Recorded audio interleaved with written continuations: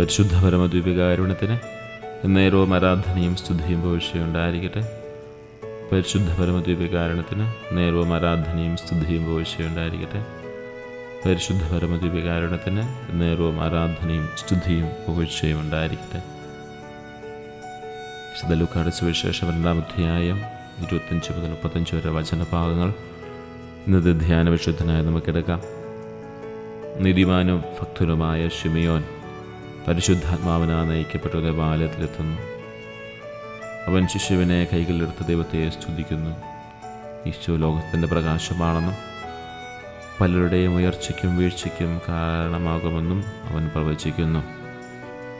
ദിവ്യകാരുണ്യനാഥനായ ഈശോയെ, അങ്ങയെ ദർശിക്കാൻ കൊതിച്ചിരിക്കുന്ന ശിമിയോൻ്റെ വിശ്വാസത്തോടെ ഞങ്ങൾ അങ്ങയുടെ സന്നിധിയിലായിരിക്കുന്നു. അങ്ങയെ സ്വന്തമാക്കുന്നവർക്ക് ലഭിക്കുന്ന സമാധാനം ഞങ്ങൾക്ക് നൽകണമേ. ലോകത്തിൻ്റെ അന്ധകാരത്തെ മാറ്റുന്ന പ്രകാശമായി ഞങ്ങളുടെ ഹൃദയങ്ങളിൽ ഉദിക്കണമേ.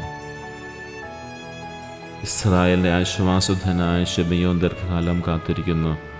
പരിശുദ്ധാത്മാവ് അവന് കൂട്ടുണ്ടായിരുന്നു. നമ്മുടെ പ്രാർത്ഥനകൾക്ക് ഉത്തരം ലഭിക്കാൻ വൈകുമ്പോൾ നമ്മൾ മടുത്തു പോകാറുണ്ടോ? ദൈവഹിതം നിറവേറുന്നത് വരെ ക്ഷമയോടെ കാത്തിരിക്കാൻ ശിമിയോൻ നമ്മെ പഠിപ്പിക്കുകയാണ്. ശിമിയോൻ ശിശുവിനെ തൻ്റെ കരങ്ങളിൽ സ്വീകരിക്കുമെന്ന് നമ്മൾ കാണുന്നുണ്ട്.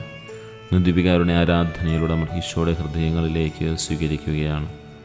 അതുപോലെ തന്നെ ഈശോ നമ്മുടെ ഹൃദയങ്ങളിലേക്ക് കടന്നു വരികയാണ്. ഈശോയെ നമ്മുടെ ജീവിതത്തിലേക്ക് സ്വീകരിക്കുമ്പോൾ ലഭിക്കുന്ന ആത്മീയ സന്തോഷം നമ്മൾ അനുഭവിക്കാറുണ്ടോ? ഓരോ ദിവസവും പരിശുദ്ധ കുർബാനയിലൂടെ നമ്മുടെ ജീവിതത്തിലേക്ക് ഈശോ നമ്മുടെ ജീവിതത്തിലേക്ക് അനുദിനം കടന്നു വരുമ്പോൾ, ഈശോയെ കൈകളെടുക്കുമ്പോൾ നമുക്കെങ്ങനെയാണ് ആ സ്നേഹം അനുഭവിച്ചറിയാൻ സാധിക്കുക? ഈശോ വെറും മതത്തിൻ്റെയോ വംശത്തിൻ്റെയോ മാത്രം രക്ഷകനല്ല, ലോകം മുഴുവൻ്റെയും പ്രകാശമാണ്.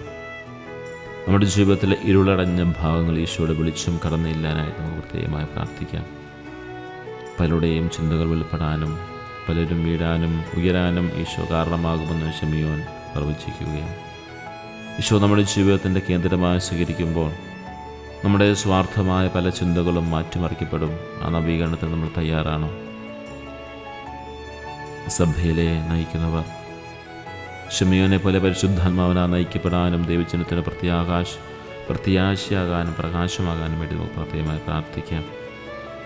വാർദ്ധക്യത്തിൻ്റെ വിശുദ്ധകൾ അനുഭവിക്കുന്നവർക്കും ഏകാന്തതയിൽ കഴിയുന്നവർക്കും ശിമിയോൻ ലഭിച്ച ആത്മീയ സമാധാനം ലഭിക്കുന്നതിന് പ്രത്യേകം പ്രാർത്ഥിക്കാം. കുടുംബങ്ങളിൽ സമാധാനമില്ലാതെ കഴിയുന്നവർക്കും ഭാവിയെക്കുറിച്ച് ആശങ്കപ്പെടുന്നവർക്കും പ്രത്യാശ വെളിച്ചം നൽകുന്നതിനായി പ്രാർത്ഥിക്കാം.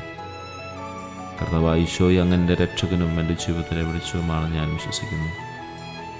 സമാധാനത്തിന് നാഥനായ അങ്ങൻ്റെ ഹൃദയത്തിൽ വസിക്കണമേ. ശിമിയോനെ പോലെ സന്തോഷത്തോടെ അങ്ങയെ സാക്ഷ്യപ്പെടുത്താൻ എന്നെ സഹായിക്കണമേ. ഈശോയെ, കരുണയായിരിക്കണമേ.